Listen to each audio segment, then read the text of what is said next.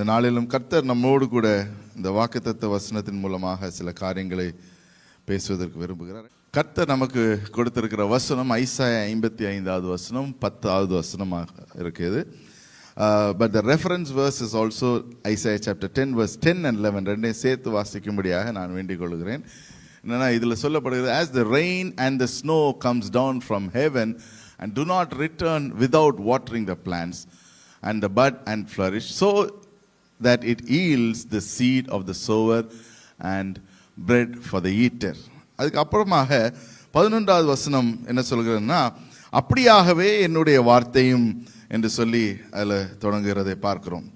இப்போ இன்றைக்கு நம்ம பார்க்க வேண்டியது, மழை என்பது it is a material thing, தேவனுடைய வார்த்தை என்பது ஒரு ஸ்பிரிச்சுவல் திங். அப்போ தேவனுடைய வார்த்தை நமக்குள்ளாக வருகிற வேளையில் it is only because of the word of God things can happen in our life. தேவனுடைய வார்த்தைனால அது எதை செய்யதற்கு என்று ஆண்டவர் அனுப்புகிறாரோ அந்த காரியத்தை செய்ய தீரும் என்று சொல்லி வசனத்தில் சொல்லப்படுகிறது. முதலாவது we see about rain, மழையை குறித்து பார்க்கிற வேளையில் யாத்ராமம் 28வது அதிகாரத்தில் 12வது வசனத்தில் சொல்லுகிறது, they build houses and dwell in them, they plant vineyards and eat their fruits என்று சொல்லி போடப்பட்டிருக்கிறது. அப்போ எதற்காக இதை சொல்லுகிறேன்னு சொன்னா, ஆண்டவர் எகிப்து தேசத்திலிருந்து இஸ்ரவேலர்களை அழைத்து வருகிறார், அவர்களுக்கு 40 வருஷம் மன்னா கொடுக்கிறார். அதுக்கு பிற்பாடாக சொல்லுகிறார், இந்த மழையை நாங்கள் உங்களுக்கு கொடுப்பேன், பின்மாறி முன்மாறி எல்லாம் தருவேன், அது மூலமாக உங்களுக்கு செழிப்பு உண்டாகும், அதில் நீங்கள் அறுவடையை செய்வீர்கள், you will be able to flourish in that place என்று சொல்லி பார்க்கிறோம். அதுக்கு பிற்பாடாக பல வருஷங்கள் தாண்டி விடுகிறது, பல யுகங்கள் தாண்டி விடுகிறது என்று சொல்லலாம். இந்த நாட்கள் ஐசாயா நாட்களில் ஆண்டவரை மறந்தவர்களாக, ஆண்டவருடைய வார்த்தையை மறந்தவர்களாக அவர்கள் இருக்கிற வேளையில் ஆண்டவர் மறுபடியும் சொல்லுகிறார். 55வது அதிகாரத்தில் 1வது வசனம் தமிழில் யாராவது வாசிக்க முடியுமானால், come to me all you are thirsty. தமிழில் வாசிக்கலீங்களா? தாகமாய் இருக்கிறவர்களே நீங்கள் எல்லாரும் தண்ணீர் அண்டையில் வாருங்கள், பணம் இல்லாதவர்களே நீங்கள் வந்து வாங்கி சாப்பிடுங்கள், வந்து பணமும் இன்றி விலையுமின்றி திராட்சரசமும் பாலும் கொள்ளுங்கள். அப்போ this dates back to Deuteronomy. உபாகம புத்தகத்தில் ஆண்டவர் சொல்லுகிற காரியத்தை இந்த இடத்துல மறுபடியும் அவர் நினைவூட்டுகிறார். See, this is what I can do for you. உங்களுக்காக இந்த காரியங்களை நான் செய்வதற்கு முடியும், உங்களுடைய வாழ்க்கையில் எல்லா காரியத்தையும் நான் செய்ய முடியும், அதற்கு நீங்கள் என்ன செய்யணும்னு சொன்னால் என்னிடத்துல வரணும் என்று சொல்லுகிறார். So God is calling us to come over to him. அவர் நம்மளை அவர் அண்டையிலே அழைக்கிறவராக இருக்கிறார். அப்போ இந்த வருஷத்தில் we are called, நம்ம எதற்காக அழைக்கப்படுகிறோம்னா, to experience the beauty and necessity of rain. எதற்கென்று சொன்னா நம்முடைய வளர்ச்சிக்கும் நம்முடைய வழிநடத்துதலுக்கும், sustain us and to grow. Amen. So இந்த மழை என்பது என்னன்னு சொன்னா, இன்றைக்கு நமக்குடைய வாழ்க்கையில it can be the blessing that we want from God. ஆண்டவருடைய கைகளிலிருந்து உள்ள ஆசீர்வாதங்கள் என்று நம்ம சொல்லலாம். And ஐசாயா 65வது அதிகாரம் 21வது வசனம் 22வது வசனம் வாசிக்கலாம். அதில் போட்டிருக்கு, for the seed you sow in the ground and the food that comes from the land will be rich என்று சொல்லி அதில் போடப்பட்டிருக்கு. தமிழில் வாசிக்கலாம். Isaiah 65 யாத்ராமம் first let's read Isaiah chapter 65 21-22.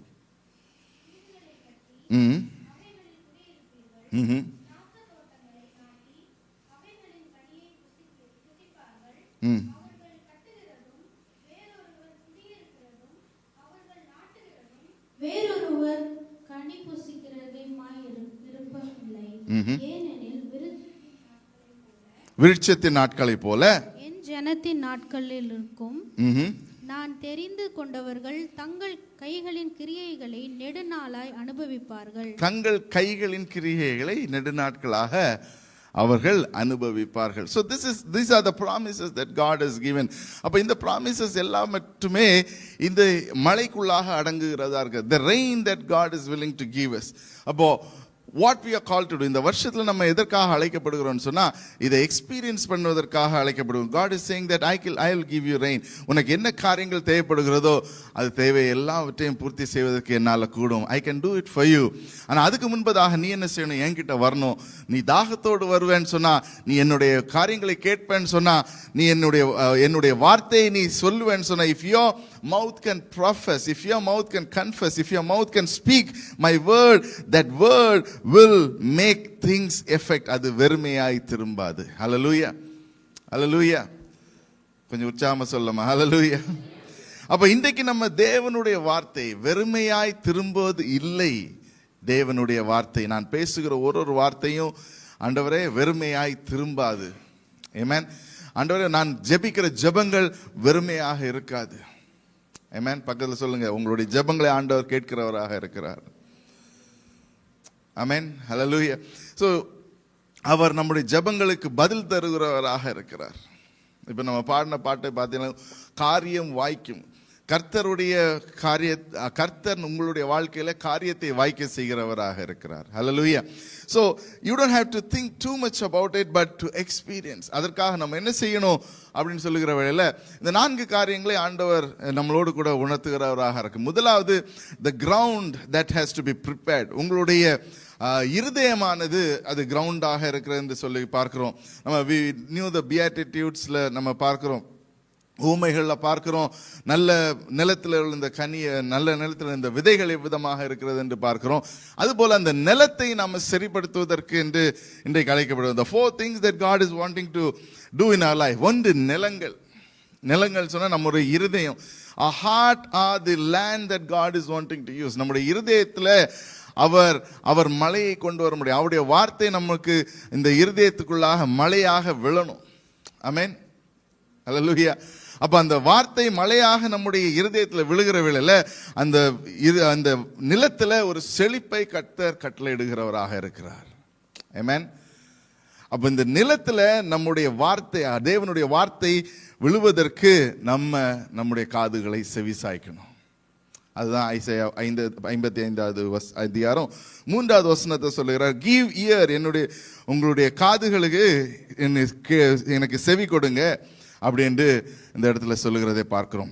I will make an everlasting covenant with you, my faithful love promised to David.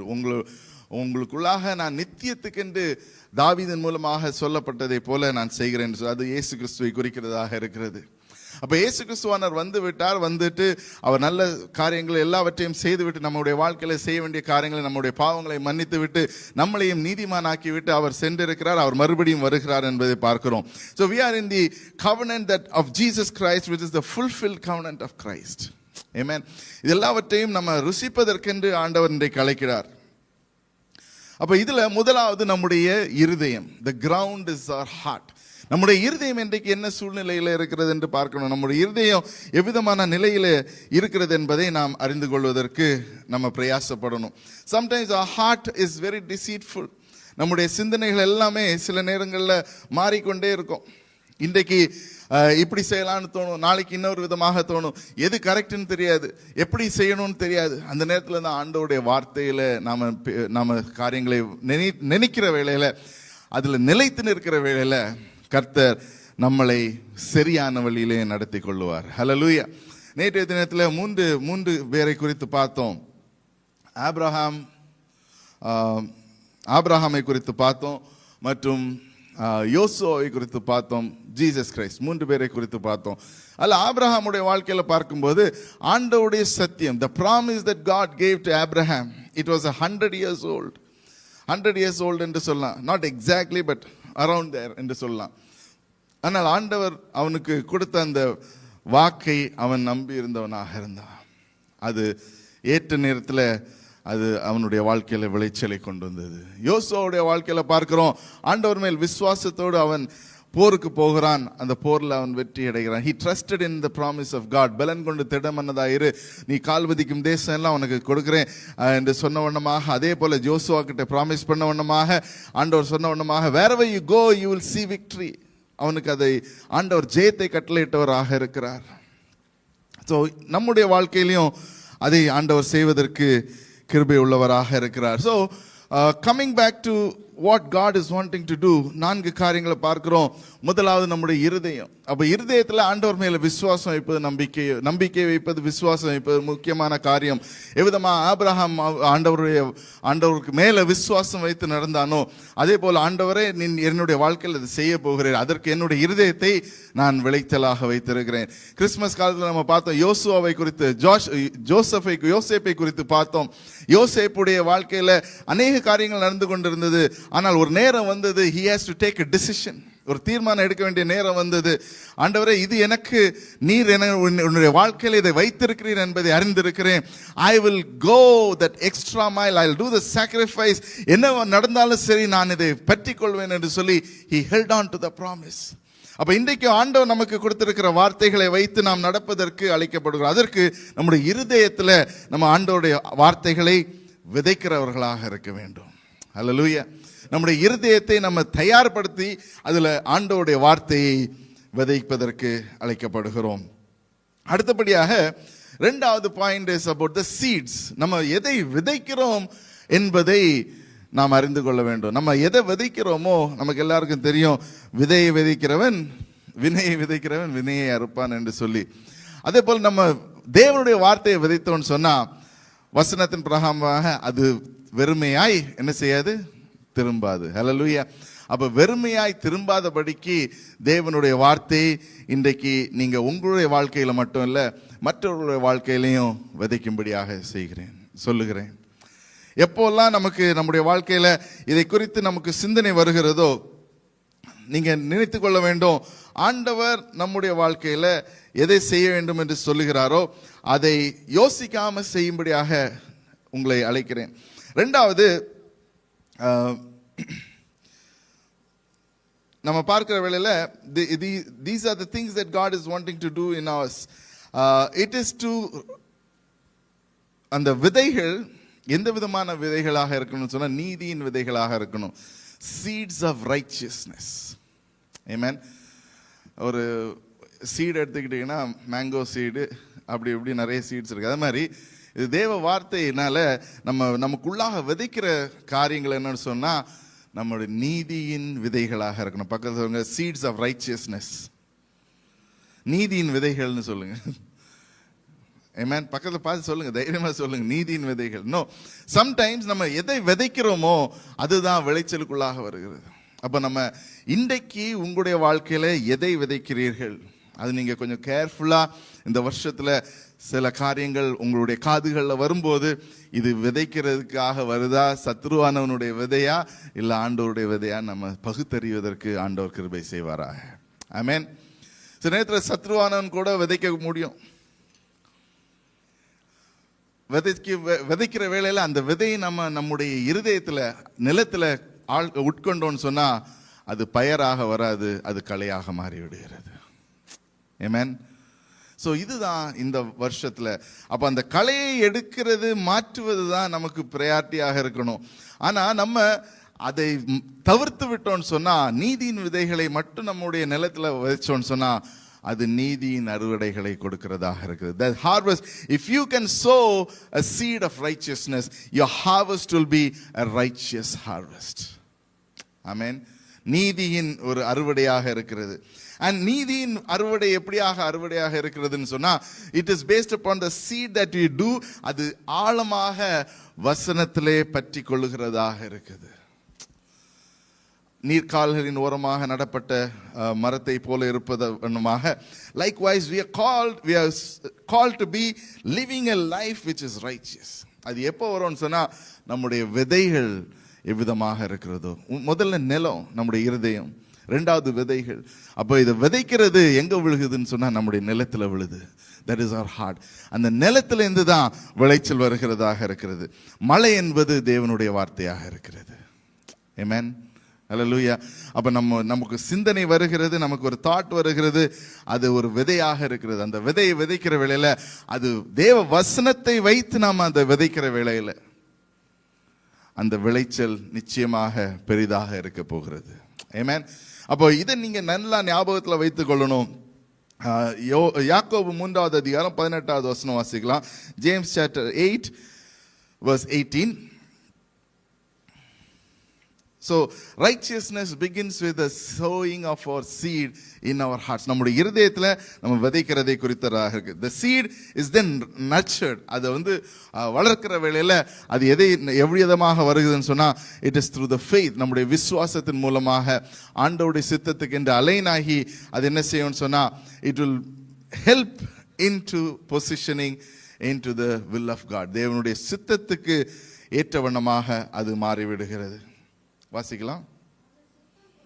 அவர் சித்தம் கொண்டு தம்முடைய சிருஷ்டிகளில் நாம் முதற்பலனானவருக்கு நம்மை சத்திய வசனத்தினாலே ஜெனிப்பித்தார்.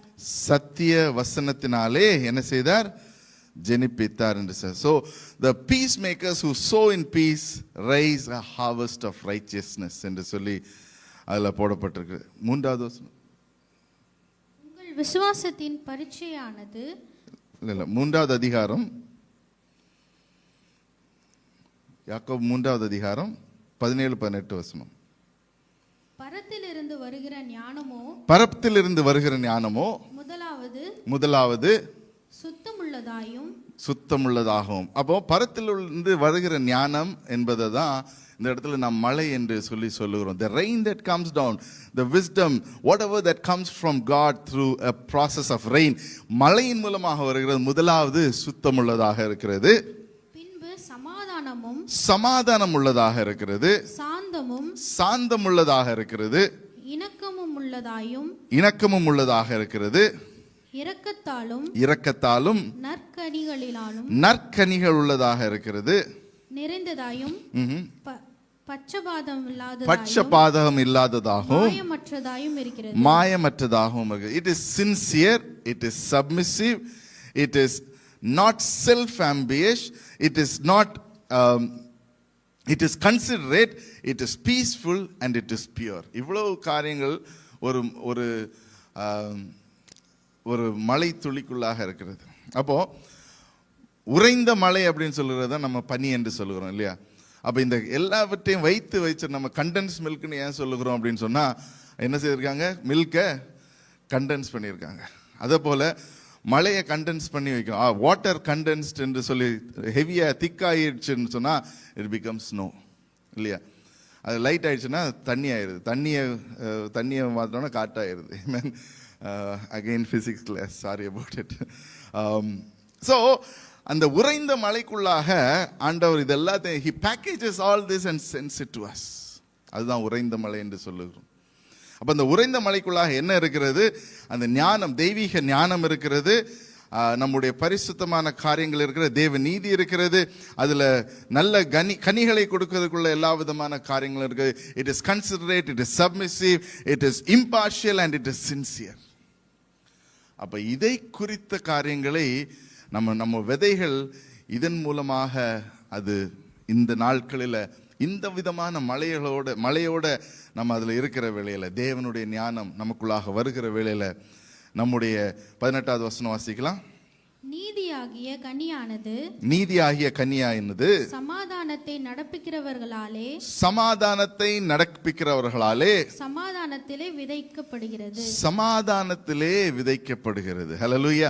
அப்ப நம்முடைய வாழ்க்கையில இந்த சமாதானத்தின் we are called to be the peacemakers, we are called to be the people who take the gospel, take things into our life. Peacemakers என்று சொல்லுகிற வேளையில மத்தேயு 5வது அதிகாரம் 9வது வசனத்துல சொல்லப்படுகிறது, blessed are the peacemakers that they will be called sons of God என்று சொல்லப்படுகிறது. தமிழ் வாசிக்கலாம். மத்தேயு 5:9.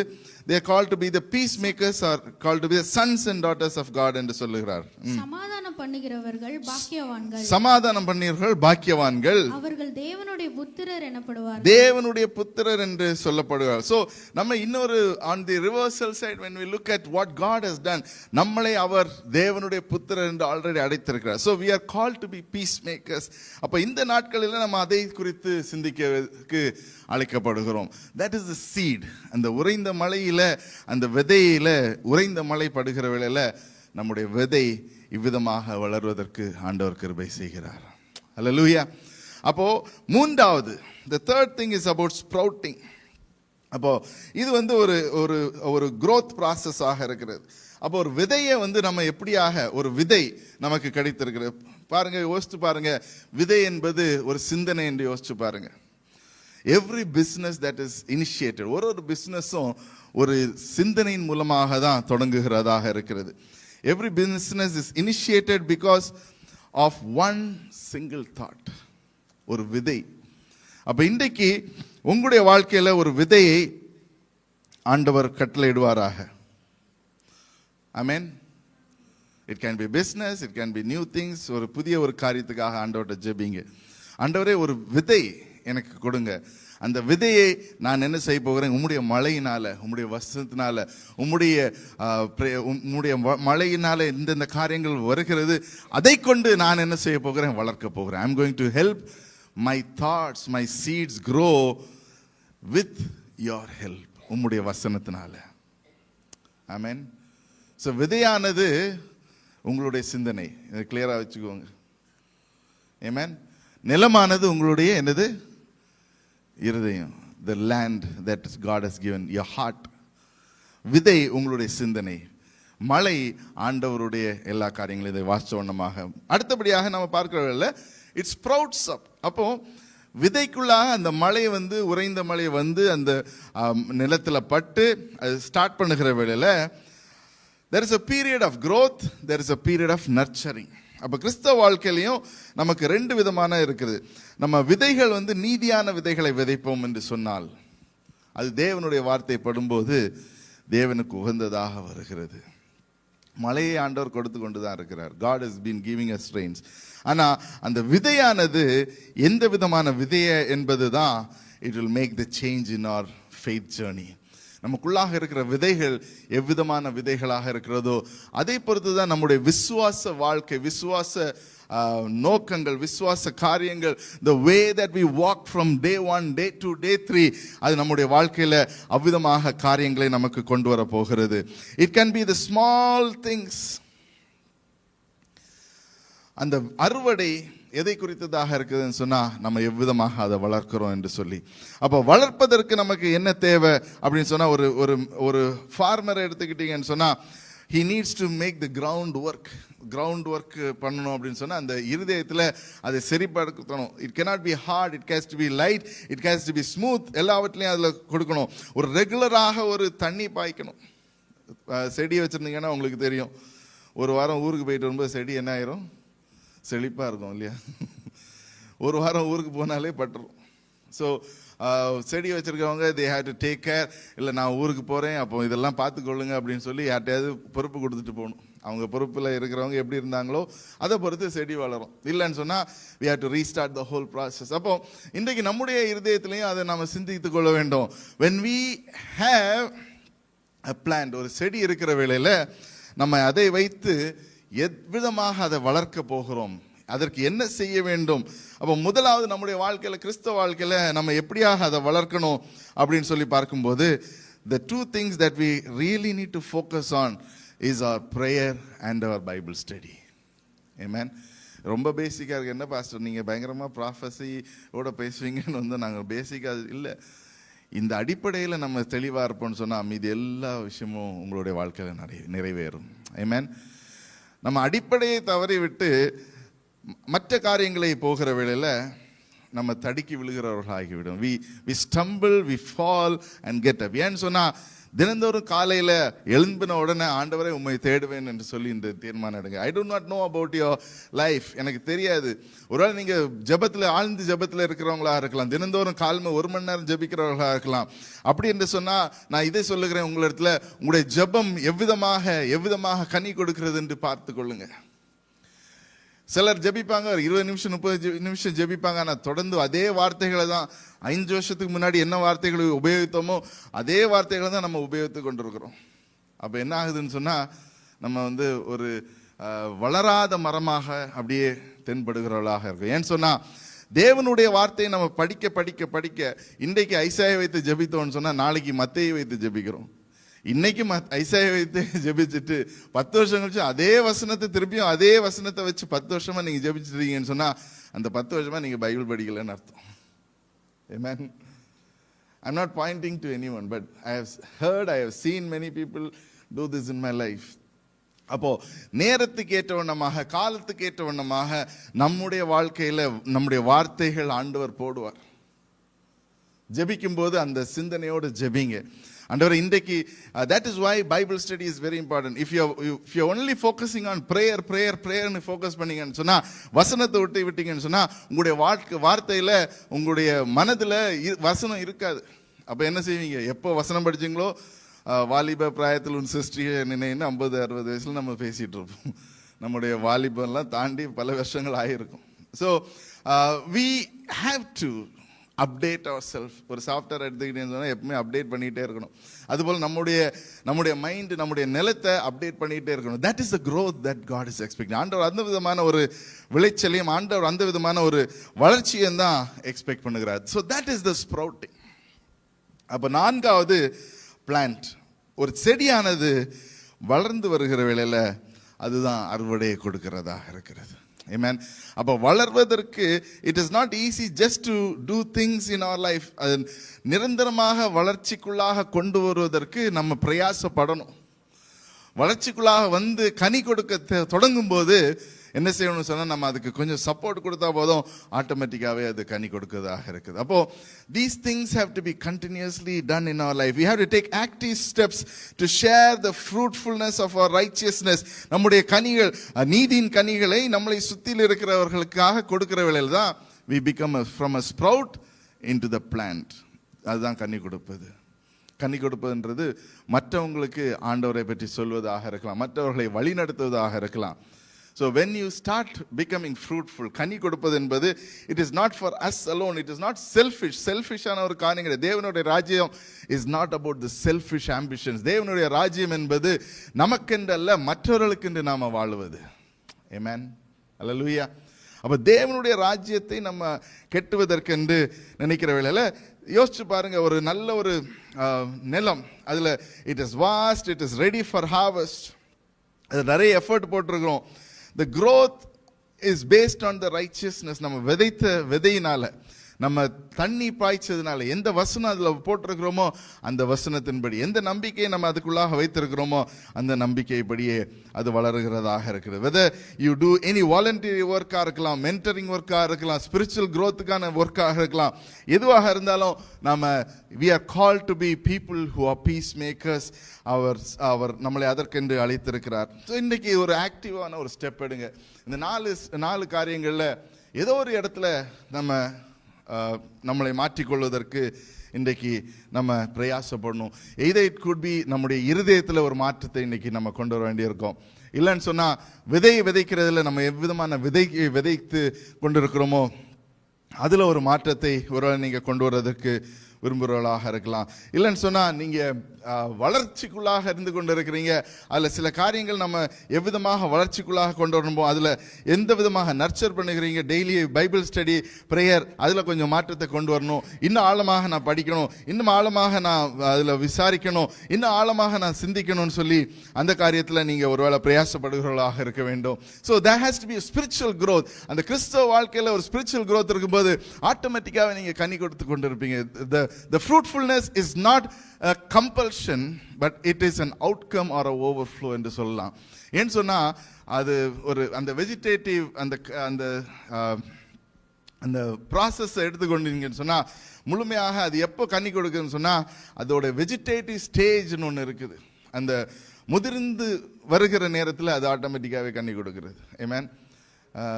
அந்த கனியை தான் ஆண்டவர் இன்றைக்கு நம்ம வாழ்க்கையில் எதிர்பார்க்கிறார். ஸோ நம்மளை நரிஷ் பண்ணுகிறது, நம்மளை வளர்ச்சிக்குள்ளாக கொண்டு வருது எதுன்னு சொன்னால் தேவனுடைய வார்த்தை. ஆமென். பக்கத்தில் சொல்லுங்கள், தேவனுடைய வார்த்தை உங்களை வளர்க்கிறதுன்னு சொல்லி. So without rain, the earth is barren. அப்போ மழை இல்லைன்னு சொன்னா நிலங்கள் வறண்டதாக இருக்கும். தேவனுடைய வார்த்தை வரும்போது, without the word of God, our spirit becomes dry and lifeless. Amen. தேவனுடைய வார்த்தை இல்லைன்னு சொன்னா நம்முடைய வாழ்க்கை முழுவதுமாக என்ன ஆகிறதுன்னு சொன்னா ஒரு வறண்ட நிலத்துல இருக்கிறது. அப்ப இன்றைக்கு ஒருவேளை அந்த மாதிரியாக இருக்கிறீங்கன்னு சொன்னா ஆண்டவர் உங்களை அதை மாற்றுவதற்கு என்று அழைக்கப்படுகிறார். ஸோ எபிரேயர் 4:12 சொல்லப்படுது, தேவனுடைய வார்த்தை it is a double-edged sword. அது எல்லாருக்கும் தெரிந்த வசனம் தான். அப்ப நமக்குள்ள அந்த தேவனுடைய வார்த்தையை அனுமதிக்கணும். we have to allow the spirit of God to work in us. we have to allow தேவனுடைய வார்த்தை நம்முடைய வாழ்க்கையில செல்வதற்கு நம்ம அழைக்கப்படுகிறோம். we are called to do things what God is wanting to do. It is என்ன சொல்ல, it is alive, it is active, it is sharp, it is double-edged, it penetrates, அது ரெண்டாக பிளக்கிறது, joins bone marrows, it judges through the heart, attitude and our behavior என்று சொல்லப்படுகிறது. வாசிக்கலாம் அந்த வசனத்தை. தேவனுடைய வார்த்தையானது முதலாவது ஜீவன் உள்ளதாக இருக்கிறது, இரண்டாவது வல்லமை உள்ளதாக இருக்கிறது, எந்த பட்டயத்தை காட்டிலும் கருக்கானது. ரெண்டு சைடுலயும் பட்டயம் இருக்கிறது. ஆத்துமாவையும் ஆவியையும் கணுக்களையும் ஊனையும் பிரிக்கத்தக்கதாக முருவை குத்துகிறதாகவும் இருதயத்தின் நினைவுகளையும் யோசனைகளையும் வகையறுக்கிறதாகவும் இருக்கிறது. ஹல்லேலூயா. அப்போ இதுல ஒரு முக்கியமான ஒரு காரியத்தை நீங்க சிந்திக்கணும். இருதயத்தின் நினைவுகள் தான் சிந்தனை என்று நான் சொன்னேன். அப்ப தேவனுடைய வார்த்தையை நமக்குள்ளாக வாங்குகிற வேளையில, தேவனுடைய வார்த்தை நமக்குள்ளாக நம்முடைய நிலத்தில் விழுகிற வேளையில, அது நிலத்தை மட்டும் மாற்றுவதில்லை, நமக்குள்ளாக இருந்த விதைகளையும் மாற்றக்கூடும். ஹல்லேலூயா. ஒருவேளை இன்றைக்கு அந்த விதைகள் கனி கொடுக்காத விதைகளாக விதைத்திருக்கலாம். இல்லைன்னு சொன்னா ஏதோ ஒரு சத்துருவானன் உங்களுக்காக சதி செய்து ஏதோ ஒன்று செஞ்சு உங்களுக்குள்ளாக இந்த விதையை வைத்திருக்கலாம். இன்றைக்கு தேவனுடைய வார்த்தை எனக்குள்ளாக வரட்டும் ஆண்டவரே, இந்த விதைகளை இயேசுவின் நாமத்தில் நீர் மாற்றி அதை கனி கொடுக்கிற விதைகளாக மாற்றும் என்று சொல்லி ஜெபிங்க. கர்த்தர் அதை உங்களுடைய வாழ்க்கையில வாய்க்கை பண்ணுகிறவராக இருப்பார். ஹல்லேலூயா, ஹல்லேலூயா. அப்போ nothing is hidden from God. அப்போ உங்களுடைய விதைகளும் ஆண்டவருக்கு தெரியும், உங்களுடைய சிந்தனைகளும் ஆண்டவருக்கு தெரியும். அதனால தான் தேவனுடைய வார்த்தையை உங்களுக்குள்ளாக இன்றைக்கு அனுப்புங்க. அது முழுமையாக ஆண்டவருடைய வார்த்தை உங்களுக்குள்ளாக சென்று உள்ளாடி எவ்வளவு ஆழமாக இருந்தாலும் சரி. அதான் சொல்லுது 13வது வசனம் சொல்லுது, தேவனுடைய அவருடைய சைட்ல தமிழ்ல வாசிக்கலாம், அவருடைய பார்வைக்கு மறைவான சிருஷ்டி ஒன்றுமே இல்லை, சகலமும் அவருடைய கண்களுக்கு முன்பதாக நிர்வாணமாகவும் வெளியரங்கமாகவும் இருக்கிறது.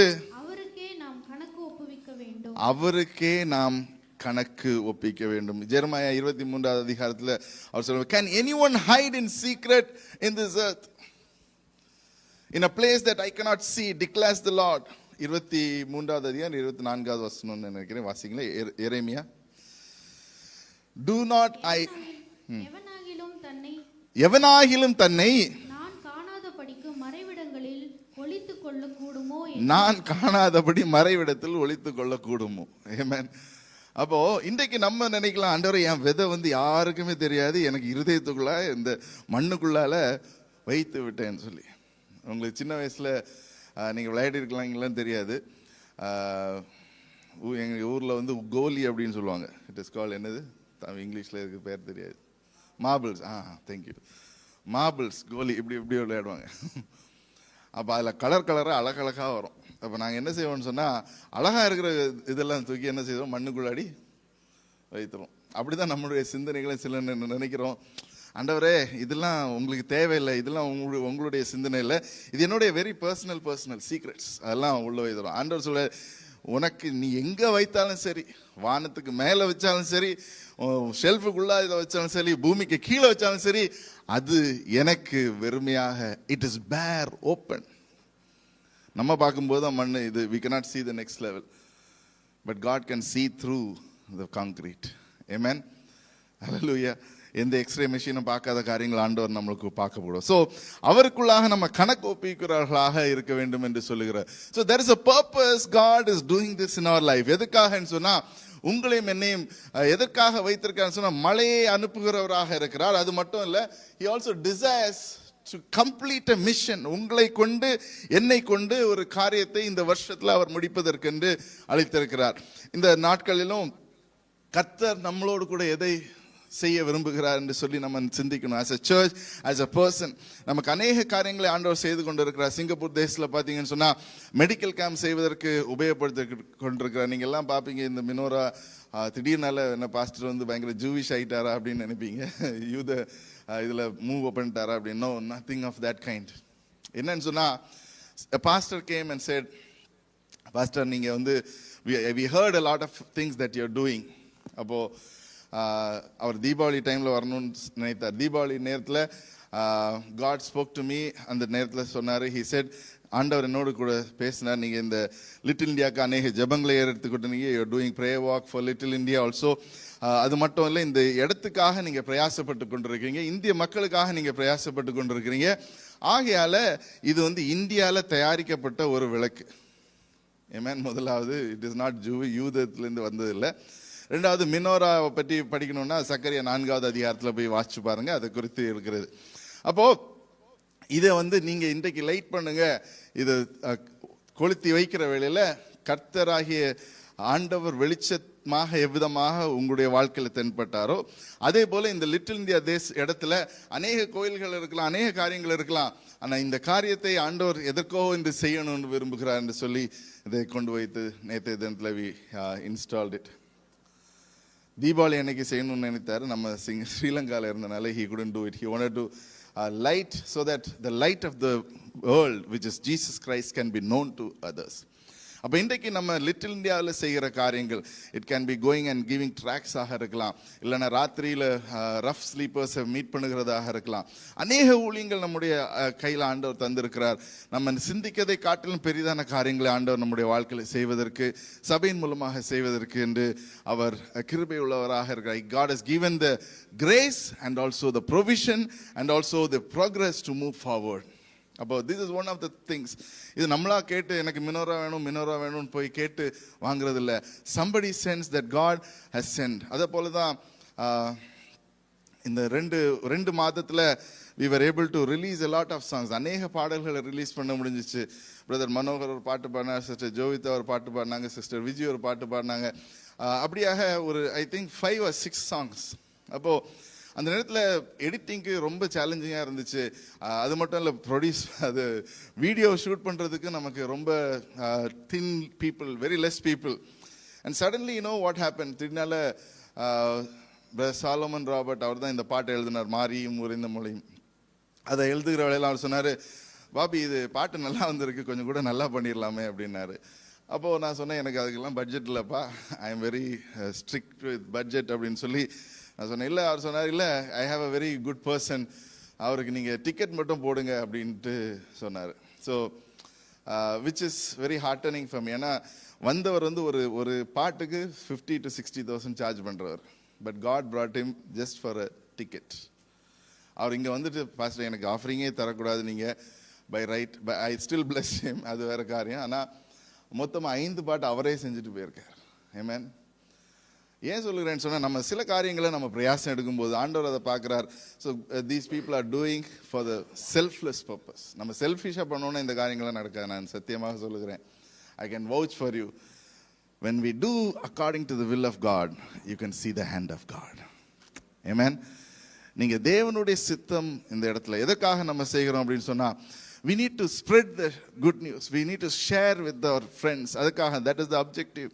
அதன் மூலமாக இன்றைக்கு பார்த்தீங்கன்னு சொன்னால், இந்த மாரியும் உறைந்த மழையும் ஒரு பாட்டு, அதுக்கு பிற்பாடாக ஒரு சிஸ்டர் வந்து ஹிந்தியில் ஒரு பாட்டு எழுதினாங்க, அது உத்தர் தேத்தா அப்படின்னு சொன்னால் அவர் நமக்கு பதில் அளிக்கிற கடவுளாக இருக்கிறார் என்று சொல்லி. ஸோ இது மட்டும் இல்லை, இந்த ஒரு வருஷ காலத்தில் அநேகரை பாட்டு எழுதுவதற்கும் அநேகரை இந்த மாதிரியாக செய்வதற்கும் ஆண்டவர் வளர்த்து கொண்டு இருக்கிறார். Those are things that we need to identify. நமக்குள்ளாக இருக்கிற இது ஒரு தோட்டம் என்று வைத்துக் கொள்ளுங்க, ஒரு garden. God has put lot of talents. ஆண்டவர் நிறைய செடிகளை கனிகளை கொடுத்துருக்கு. எல்லா கனிகளும் ஒரே மாதிரி இருக்காது. ஆமென். பட் எல்லா கனிகளுக்கும் விதை ஆண்டவர் அதை வாய்க்க செய்கிறவராக இருக்கிறார். This is just an example I am giving. இப்போ அநேக காரியங்கள் சொல்லலாம். நான் ஏற்கனவே ஷேர் பண்ணியிருந்தேன், மெடிக்கல் மிஷன்ஸ் நம்ம அநேக நேரத்தில் பிரயாசப்பட்டது உண்டு, கேட்டது உண்டு, நிறைய பேர்ட்ட ரீச் பண்ண உண்டு. We try to even have it here, medical missions இங்கே வைக்கலான்னு சொல்லி, but nothing happen. Suddenly out of nowhere திடீர்னால ஒருத்தவங்க வந்து சொன்னாங்க, you can use our clinic, எல்லா வாரமும் வேணுனாலும் யூஸ் பண்ணிக்கோங்க அப்படின்னாங்க. சில நேரத்தில் நம்ம ஜெபிக்கிற வேளையில், பிரயாசப்படுகிற வேளையில் கர்த்தர் அதை வாய்க்க பண்ணுகிறவராக இருக்கிறார். ஹல்லேலூயா. அப்போ அவருக்கு முன்பதாக எந்த ஒரு காரியமும் நம்ம மறைக்க முடியாது. அவருக்குள்ளாக எந்த ஒரு காரியத்தை நம்ம மூடி மறைக்கவும் முடியாது. Because God provides and he delivers. உங்களுக்கு என்ன தேவை இருக்கிறதோ ஆண்டவர்கிட்ட கேளுங்க. ஆண்டவருடைய சத்தியத்தின் மேல முழுமையாக இருங்க. let us water our soul. நம்முடைய இருதயத்தில் நம்முடைய தேவனுடைய வார்த்தையின் மூலமாக நல்ல காரியங்களை விதைக்கிறதுக்கு நம்ம அழைக்கப்படுகிறோம். மத்தேயு 13:23 வண்ணமாக. அண்ட் தென் ஃபைனலி நம்ம சிந்தித்த வண்ணமாக, there is a yield, ஒரு ஹார்வெஸ்ட் ஆண்டவர் கட்டளையிட்டு கொண்டிருக்கிறார். the righteous begins as a seed sown in our hearts. Righteousness, the seed is nurtured by the faith. நம்ம விசுவாசத்தோட ஸ்டெப் எடுத்து வைக்கிற வேளையில நம்ம ஆக்ஷன்ஸ் ஆண்டவர் பார்க்கிறார். ஆண்டவருடைய சித்தத்தோட அலைன்ட் ஆயிருக்கா? Yes, I am releasing this. Amen. ஆண்டவருடைய சித்தம் உங்களுடைய வாழ்க்கையில் என்ன என்று இன்றைக்கு சிந்தித்துக் கொள்ளுங்க. ஆண்டவருடைய சித்தம் என்ன செய்வது என்று உங்களுக்கு தெளிவாக இருக்கணும். அதற்கென்று நாம் பிரயாசப்படுகிறவர்களாக இருக்கணும். So commit your life, make priorities. தெளிவாக எந்த காரியம் எந்த நாட்களில் எவ்விதமாக செய்யணும். ஜெபம், பைபிள் ஸ்டடி அண்ட் மினிஸ்ட்ரி, இந்த 3 ஆண்டவருக்கு என்று ஊழியம் செய்வது. You can do a prayer walk. ஒரு இடத்துல போய் நடந்து ஜெபிக்கலாம். நான் ஏற்கனவே சொன்னேன், இந்த சாம்லியாங் ரோடு ஒரு சைடு ஆண்டவர் பெரிதான காரியங்களை செஞ்சு கொண்டிருக்காரு. இப்போ not only one shop, another shop has come, monsoon masala, 2வது கடை. Taste is not the same, it is different. இது ஃபியூஷன் ஸ்டைலு, அது வந்து கேரளா ஸ்டைல். 3வது ஒரு தமிழ் கடை வரப்போகுது என்று விசுவாசிக்கிறேன். ஆமென். I believe that there's going to be more shops coming this side. அந்த சைடில் பார்த்தீங்கன்னு சொன்னால் நம்ம விசுவாசத்தோட ஜெபிக்கிற வேளையில் இந்த இடம் முழுவதுமாக மாறப்போகிறது. Samliang road is going to change. Amen. 3 வருஷத்துக்கு முன்னாடி இப்படி இல்லை. 3 வருஷத்துக்கு முன்னாடி கீழே போனால் பப்பு, கீழே போனால் நிற்க முடியாது, அப்படி தான் இருந்துச்சு. But God has change it. Amen. Hallelujah. நம்முடைய கண்களுக்கு முன்பதாக ஆண்டவர் சில காரியங்களை மாற்றி கொண்டு இருக்கிறார். நம்ம கண்களுக்கு முன்பதாக ஆண்டவர் தெளிவான காரியங்களை வைத்திருக்கார். So that is the purpose. இன்றைக்கும் தேவனுடைய வார்த்தையை நம்ம எடுத்து செல்லுகிறவர்களாக இருப்போம்னு சொன்னால், தேவனுடைய வார்த்தையை நமக்குள்ளாக உள்வாங்குகிறவர்களாக இருப்போம்னு சொன்னால், let the ground be prepared rightly. Let us put the right seeds. Let us do the right thing by doing the word of God and prayer. Bible study and prayer தெளிவாக வைத்து நம்ம அதை வளர்ச்சிக்குள்ளாக கொண்டு வருகிற வேளையில் கர்த்தர் பெரிய காரியங்களை உங்களுடைய வாழ்க்கையில் அறுவடையை கொண்டு வருவது நிச்சயமாக இருக்கிறது. ஆமென்.